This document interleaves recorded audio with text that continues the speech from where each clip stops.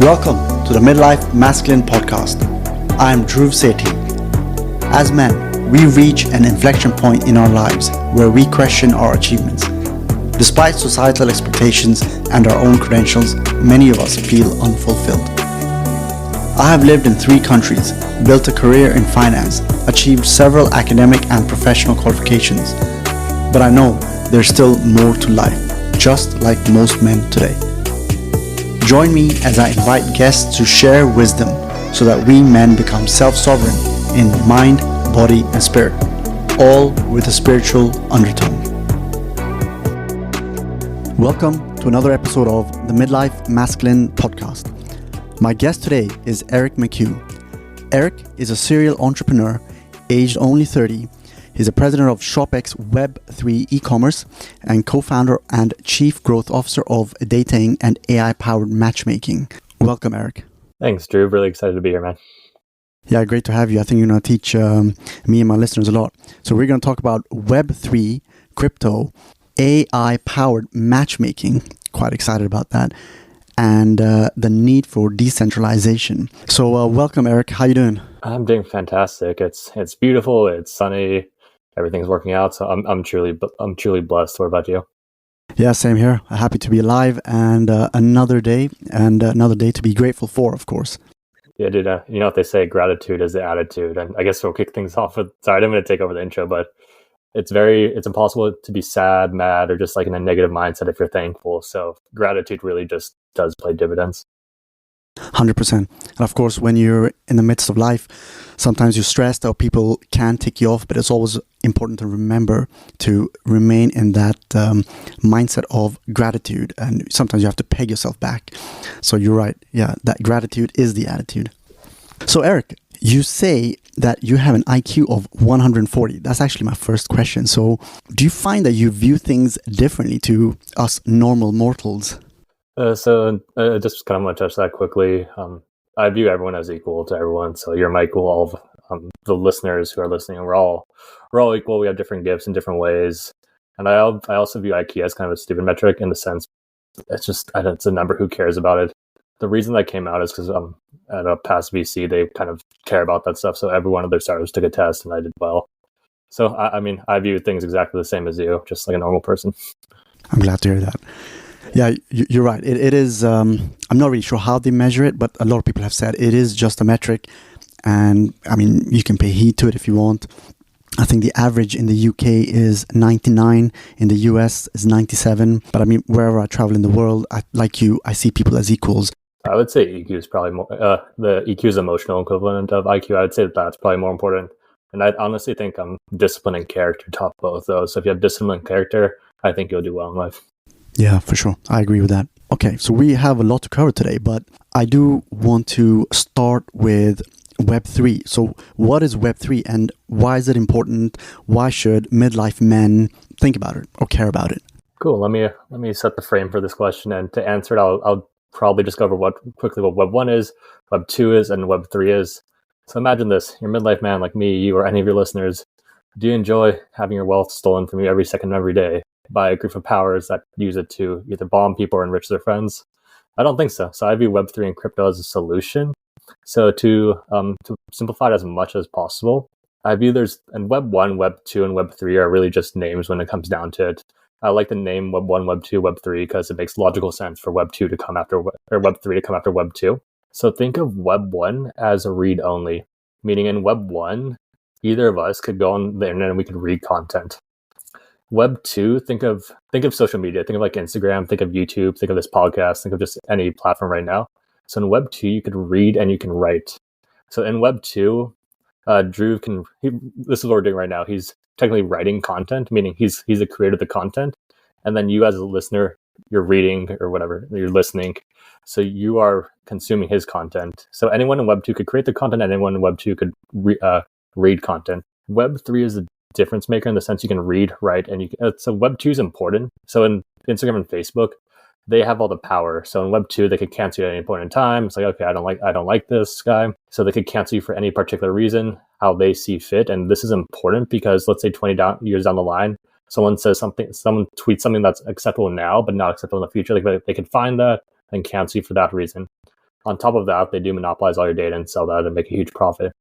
So in Web3, I think it's the next logical step of the internet, meaning you can read, write, and you can own the content. So meaning we could read content, we can write content, but we can also create our own the content. Meaning if Dhruv were to create like an NFT or something like that, you as listeners buy to support the channel, no one can cancel that NFT because it's a direct connection between you and Dhruv. So meaning you own Dhruv's NFT, he can give you value. He can continuously give you value through the connection of the NFT, meaning if he has like merchandise, you can get early access, free merchandise, exclusive content, really just what he as a creator programs in. And you as the listener who bought the NFT, you get value from that NFT. So it creates a bilateral stream of value between the creator and the consumer, meaning value is free flowing. There's like no middleman just kind of sucking out all the value they possibly can. So just for my listeners, when you say NFT, that is non-fungible token. So broadly speaking, could we call it digital art, like a JPEG or something like that? Yeah, so just think of an NFT as a digital collectible. It's a one-of-one collection on the internet. So the NFT would be, think of the Mona Lisa, how there's one Mona Lisa and there's plenty of copies. With NFTs, there'll be one NFT and there can't be a copy of that NFT. It's just the digital version of that. So it represents digital scarcity. The regular guy listening to this podcast, how can he use this to his advantage, and what does it protect him from, as in using Web3? So right now, there's still Web3 is at a phase where it's still growing, meaning for Web3 to be successful, there has to be a lot of kinks worked out, meaning it has to be usable. There has to be massive incentive for people to use it. So Web3, one of my companies, ShopX, we're the bridge for e-commerce brands to enter the space with their customers. So hypothetically, if an e-commerce brand were to use ShopX, you like the brand, you can buy the NFT, then you get e-commerce benefits with that NFT. So we're working with some major clients like Fox Studios, their new show Kapopolis. If you're a fan of Rick and Morty, you're a fan of the Kapopolis show, you could buy an NFT crab chicken, and then you get benefits with that crab chicken. Like, for example, your crab chicken may show up in the show, you get exclusive access to content, you get some merchandise. So if you like a brand and they're in Web3, you can purchase NFT and get whatever benefits they have with that NFT. Okay, so that benefits, or say, for lack of better words, kickbacks would come directly to the person who created that digital art or NFT. Correct. So the creator of the NFT, they would get you as a customer, you would purchase it, and they have complete control over where the funds go. So the creator of the NFT sees all the reward. So when we talk about Web3, it sounds like it's not just a question of technology. It's also a question of the legal side of things because we're talking about ownership of data. Correct. So I'm definitely no legal expert, nor do I claim to be, and I have to throw in this disclaimer that nothing I say is financial or legal advice. But yes, there is a whole legal aspect of Web3, and I view Web3 as a crypto-based internet. And a lot of our laws for both finance, crypto, and just everything aren't adjusted for the present system, the incoming system. So there has to be a lot of work on the legal end, and luckily there are some fantastic, I think some of the top legal minds in the world are actually working in Web3 on fixing that. So I'm going to shout out two people specifically.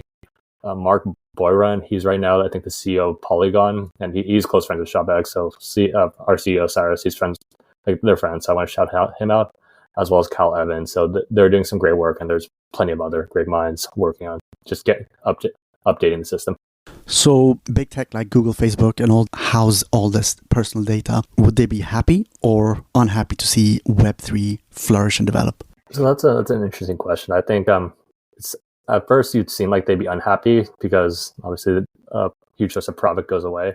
But I think they view it as neutral, because imagine you're Google and your Facebook. You have the capital, you have both the mind and financial capital to build along with the system. So obviously, I don't think Google or Facebook are going to die or anything. I think they'll deploy resources and still kind of keep position if they do it smartly. And they've been thinking about it for years too. Like Facebook renamed its name to Meta, for crying out loud. So it's not like they're unaware of what's going on. Okay, and you touched upon crypto. So what is the link between Web3 being this new version of the web and cryptocurrencies?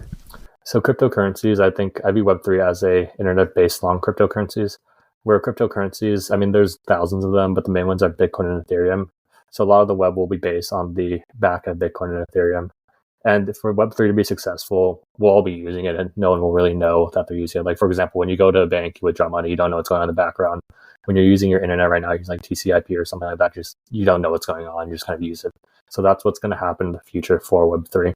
Wouldn't Bitcoin be the safest crypto to be based on, because there's an account for every transaction in the background, whereas the other altcoins, or the other, like Ethereum and the other altcoins, is still a bit murky and you still don't know what's happening at the board level. Yeah, so Bitcoin, and again, not financial advice, but I view Bitcoin as the safest. I view Bitcoin as the king of the cryptocurrency. Without Bitcoin, the whole space wouldn't be here. So Bitcoin is king, in my opinion. But Bitcoin and Ethereum are different, meaning think of Bitcoin like a lion, think of Ethereum like a shark. If you put the shark in, obviously on like the lion will win, but if you put the lion in the water, the shark will win.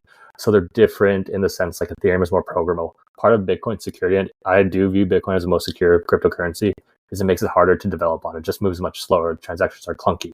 Whereas Ethereum moves much faster. Now there's more iteration, more like Ethereum, not clones, but they're different currencies like Ethereum that move faster than Ethereum. So it's really about what you value. So I view Bitcoin as digital gold, and I view Ethereum as more the layer for Web3.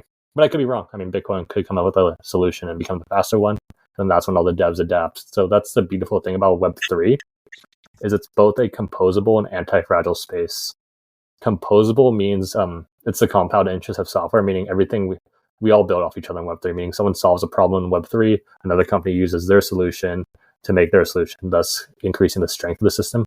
And anti-fragile essentially means whatever doesn't kill you makes you stronger. So every bug that we find in Web2 or in Bitcoin and Ethereum, we fix it in the system, become a stronger base of that. So yeah, I view Bitcoin as digital gold, and I think they're both here. They're both going to be around to stay for a while. Yeah, I wouldn't claim to be a cryptocurrency expert, but from what I've read, I've researched, Bitcoin is still the Mac Daddy. And you mentioned Ethereum. When I was new to crypto, I used to think, Ethereum is the next greatest thing, all of that stuff. But then I saw the founder hanging out in World Economic Forum with the founder, Klaus Schwab, and all of a sudden I just lost all that respect for Ethereum and no longer trust it. But that's just me. Yeah, I don't think anyone likes Klaus Schwab, but that man I don't think he's a positive influence on the world at all. Neither do I think the World Economic Forum is. But I do think it's important to note it. And I started my crypto career as a Bitcoin maximalist for reasons like that, too. I'm saying Vitalik's the Klaus Schwab. But I think Ethereum's been around for long enough where it's decentralized enough where Vitalik doesn't have all the control type of thing. But again, no one likes to see Klaus Schwab anywhere. Yeah, I remember when I first got into crypto, must have been like 5 years ago or something. You start off dipping into all types of cryptocurrencies, and at some point I thought that my head was going to explode. Then I made an executive decision that, okay, I'm out of everything except Bitcoin, and I'm just going to focus my attention there. And since then, I would say largely my life has been a lot simpler, with the occasional volatility, of course. But overall, I'm so happy that I'm just focusing on one. I think that happens pretty much to everyone. Everyone starts off, they hear about Bitcoin, they think it's cool. Like, oh, Bitcoin's cool. Then they hear about Ethereum, then they start buying Ethereum because then Ethereum's cool. And then once you hear about Ethereum, you hear about the altcoins. You're like, oh, altcoins are cool too. So you start buying altcoins, then you get wrecked. Then you research more. Then you're just like, I'm just sick of the Bitcoin. Whilst we're on the topic of crypto, do you have any Bitcoin predictions in terms of price? Honestly, dude, I don't like giving Bitcoin price predictions just because no one knows what's going to happen in the future, but it does tend to follow the same schedule every 4 years, and it's all based around the halving. So hopefully 2024 is a good year for Bitcoin. So there's a bunch of things that could contribute to that. It's a halving. So for your listeners who don't know, Bitcoin has a set amount of new Bitcoins created every single day, and that's unchangeable. That's programmed in the code. So every 4 years, the amount of Bitcoins per day gets cut in half. So thus drastically shocking the supply, which generally leads to an increase in price and attention. So that's happening. The US election's happening. So a bunch of things could play into Bitcoin, but we've already had El Salvador adopt it. The new president in Argentina, he's really big into Bitcoin. So I think it's a game theory play as of now, and I think Bitcoin will eventually come out on top. Yeah, very excited to see what happens in Argentina as well with the new president over there. He's an interesting dude. Very interesting. It's like the Argentinian version of Donald Trump. You know, you're going to watch a lot more news. Yeah, no, for listeners, check out the new president of Argentina. If you like Trump, you'll find this guy. At the very least, he's entertaining. Yeah, for sure. Okay, and so now, of course, we talked about Web3, we talked about Bitcoin. The general theme of those two topics is decentralization. So in your opinion, why is decentralization important to society and people in general? Yes, let me answer that question with another question. How's the U.S. government doing? Not good, and neither are any other governments in the world.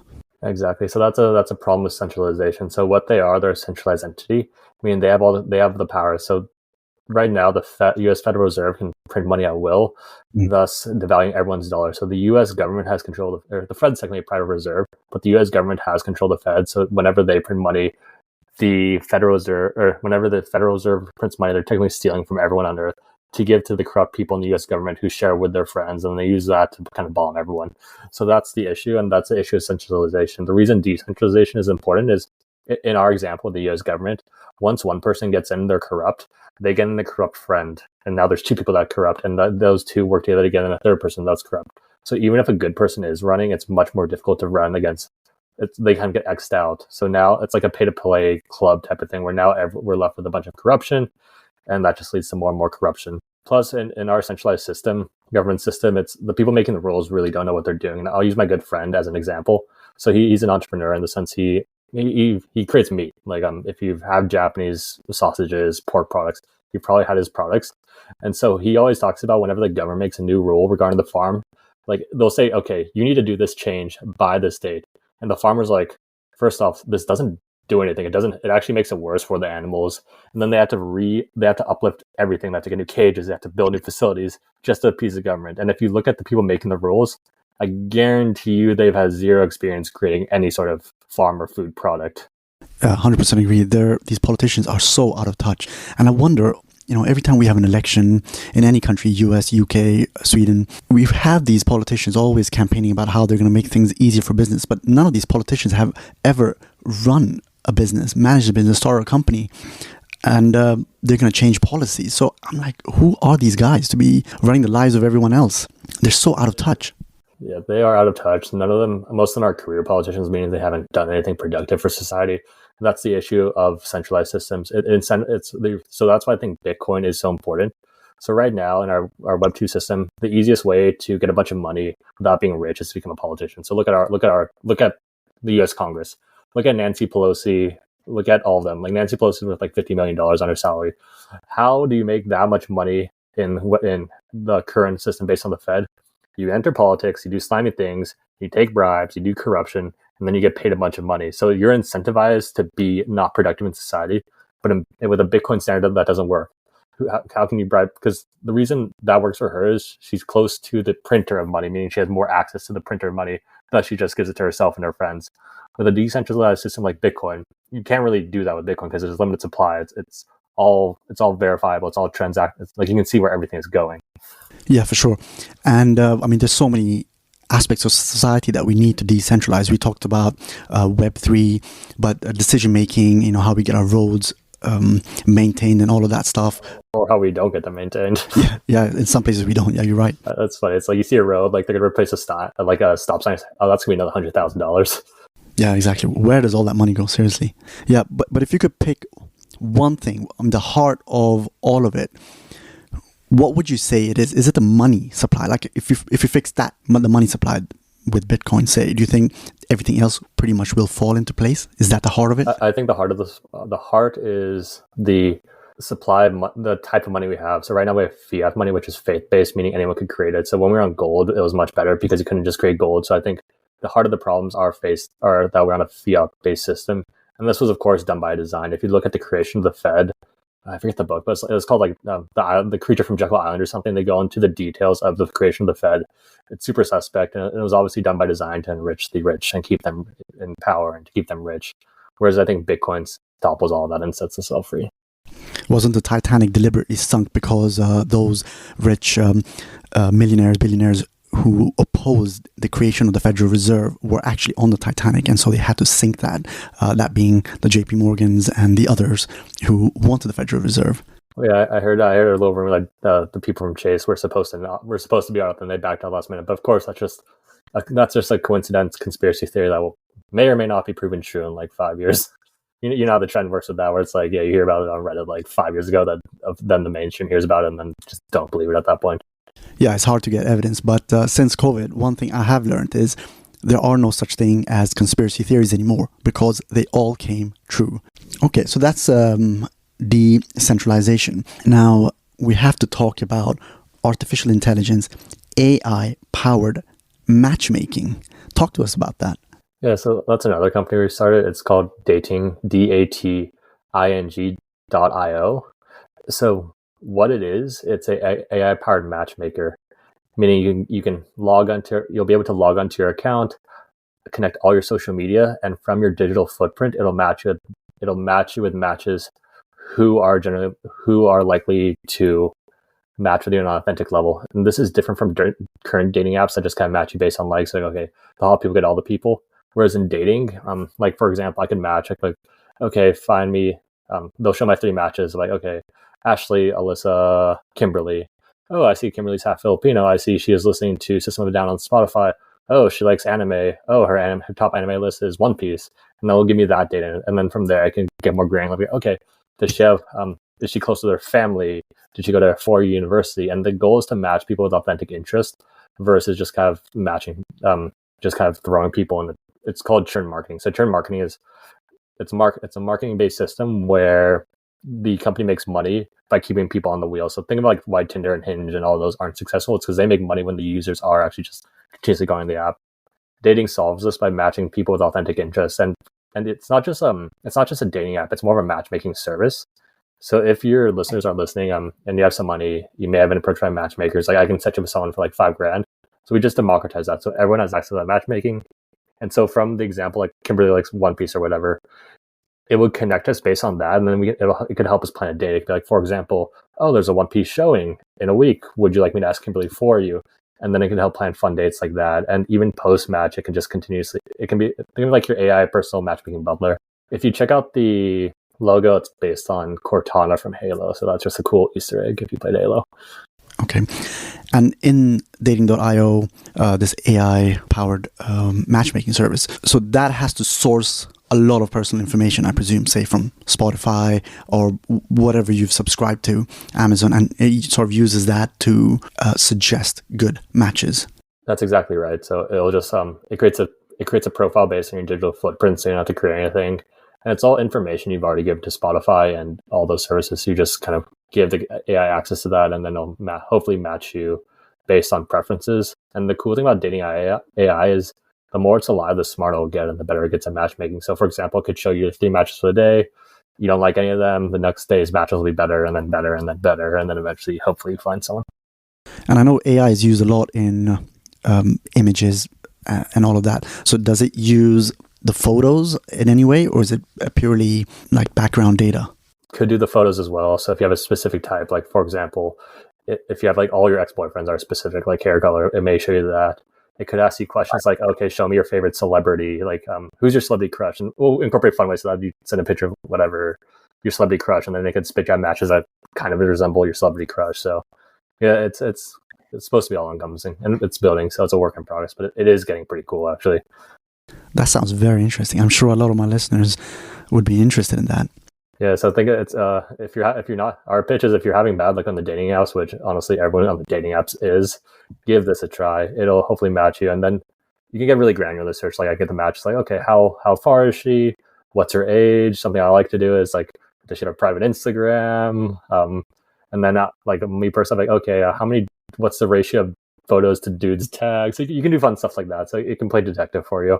Wow, that's very interesting. It's amazing how technology has developed. So just a very curious question, and it's really a side note or side question from my side. So you have a patent for that, I presume? Yeah, so we're building that. It's in process. Oh, okay, fantastic. Wow, okay. And then you have ShopX as well. So you briefly touched upon it earlier on about it being a Web3 e-commerce site. So talk a little bit about ShopX. Sure. So when you think of ShopX, I want you to think of the Google or Apple Web3. Long term, we're going to be a suite of products for a brand to download an app and then easily interact with Web3 benefits. We have 2 products live right now. They tie together. The first is ReserveX. So that's a NFT-powered loyalty program. And if to simplify, just think of like a loyalty pass on the blockchain. You don't have to know it's blockchain-based. So if you're a Shopify or WooCommerce brand, and in terms of e-commerce stores, if you're running an e-commerce store, you need a platform to sell your products. Shopify and WooCommerce are 2 out of the big 4 for those of you who don't know. So if you're on either of those plans, you can download the ShopX app. It's just like downloading an iPhone app or an Android app. You go to the App Store, it's like you search ShopX, you find ShopX, and then from directly within the app from your Shopify store, you can launch your own NFT collection with e-commerce benefits. Meaning you can launch an NFT collection with products programmed into the pass, meaning the customers who purchase the pass, they get access to specific products. So imagine like a Nike, like a company like Nike, they launch a gold tier collection. Their super fans buy that gold tier collection pass. And now Nike as a company, to go back to an example of like a value stream between the creator and the consumer, Nike knows they have those gold tier passes, so they can program in benefits to that pass, meaning they can drop them early access to products, discounts in real life as a pass holder. So that's the ReserveX NFT loyalty program. And so as a company, when you are launching the NFT loyalty program, you have control over where 95% of the funds go. So if you're working like an influencer or an agency, you can just program them into the pass. So whenever a pass gets sold, they automatically get paid. You don't have to deal with anything like that. It just goes straight to the wallet because it's crypto. ShopX earns our money from the 5%. So we're a free app to download. So let's say Nike sells one pass for $100. They have 95% control of $95, or they have 100% control of $95. ShopX earns $5 on that transaction. And then we give half of that, so 2.5% of the total pass cost. We share that with our community. The logic behind that is it's better to give than receive. And this is our second product. This is Squad X. So just like Twitter or X now pays its creators in ad revenue, we pay our community for helping our ecosystem grow in ReserveX revenue. So if you're part of our Squad X community, as ShopX gets more and more brands on board, more and more brands get more and more mints, so they're happy, their customers are happy, everyone's happy. You get paid more and more Ethereum. As you get paid more and more Ethereum, you're happy. You're just like, oh, I'm getting paid. You're posting about this. This creates some positive energy around ShopX, creates some attention, thus creating more and more brands for ShopX, thus creating more and more payouts for you. So it's the two theories behind that is I believe upward spirals exist, meaning you can either go in a downward spiral, which I'm sure you know plenty of people who went down downward spirals, but the same works for upward spiral, meaning things will just keep working out for you and keep getting better and better. So there's that. And the second concept is power versus force. So in a forceful system, let's say me and you are in a forceful relationship, one of us benefits, one of us doesn't benefit. So that's obviously that means it's unsustainable. Eventually the person who's not benefit, they'll be like, fuck this, I'm out, peace. But in a power relationship, we both benefit, meaning if we're in a relationship that's powerful, we're both benefiting from that relationship, therefore we're both going to stay in. So with the ShopX model, it's a B2B2C. It's a B2B2C company, meaning we sell to brands, but the brands have to sell to their customers. So in that example, ShopX, we benefit because obviously as a brand mints more passes, we earn more revenue. The brand benefits because ShopX is a free app to download, so it doesn't really cost any money. So they earn revenue from when customers mint the pass. So they get brand benefits like increased customer lifetime value, higher conversions, a bunch of stuff because of the loyalty aspect. The customer wins, so they benefit because they wanted to buy the pass. So as a pass holder, you're getting continuous benefits. So you get access to the brand in that sense. And from the ShopX community standpoint, we do love our community. So you benefit as well because as ShopX earns more and more brands, you get more and more ETH. So it's a system where no one loses. Everyone just benefits. So rather than fight over like a little piece of the pie, just increase the whole size of the pie. So ShopX signs the brand, and in our example, the creator is an e-commerce brand. So the brand will create the pass once. So they can create as many passes as they want, and they can decide what benefits they have. Meaning if you wanted to, as a brand, you can create a gold, silver style pass where you continuously add benefits to the product. Meaning like as a gold pass holder, you get early access to this product, and discount on this product, so you can get continuous benefits. Or it could be a one-off product, meaning you buy this pass, you get a redeem it for one product. So think of like an Apple, think of Apple, you want to buy the new iPhone, but it's just sold out. If you have the pass, you don't have to worry about it because it's reserved on the token gated site. So the way the technology works, so let's say one of our brands is a Mag Park. Let's say they're dropping a limited collection hat that only pass holders have access to. So you as a customer, if you go to the site and you try to purchase a hat, it'll say on this, the pop-up will come up and say, hey, you need this pass to purchase this hat. Click here to purchase this pass. Whereas if I had the pass, it automatically scans it. So it checks to see if you have the NFT. If you have the NFT, I can then proceed to the checkout of the brand's product.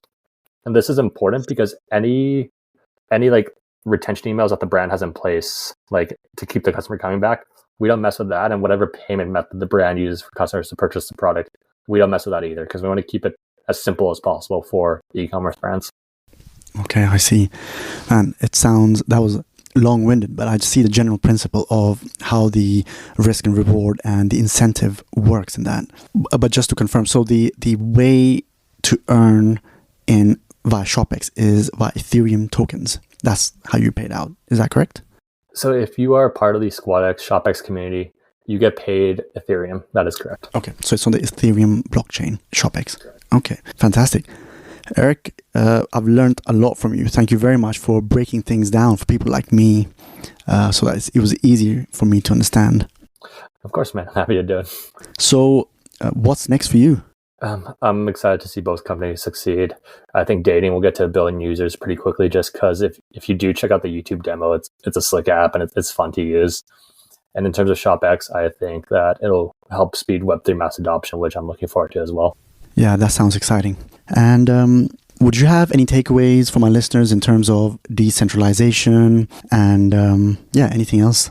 Yeah, so decentralization is incredibly important to me. And for your listeners listening, decentralization is a double-edged sword, meaning you do get the power, you own your data, you own your money, no one can take it from you. But with that power comes responsibility. So you have to research on how to properly secure your crypto. So if you're in a crypto or thinking about going to crypto, I recommend it. I think it's better for the future as all. But you are in control of your money, meaning it's within your responsibility to learn how to properly interact with the system and not lose it or get scammed. Yeah, I do think taking control of our monetary system is the last frontier for humanity. With that, Eric, thank you once again. And where can people find you? Yeah, so we'll drop the links in the episode description, but the best place to do it is to check out the ShopX site, shopx.co, or dating.io. On social media, Instagram, Eric D. McHugh, Twitter, Eric McHugh0. So those are some good places. Yeah, and I'll link that in the description below. Well, Eric, thank you once again. It was great having you on. Yeah, thanks, man. I really enjoyed it, and I hope your listeners, I'm wishing all of them truly the best lives possible. So go get them. If you liked this episode, then make sure to like, share, subscribe, and leave a review. That will help me get to people just like you. Also, make sure to visit MLMpod.info. Keep acquiring knowledge, and I'll see you in the next episode.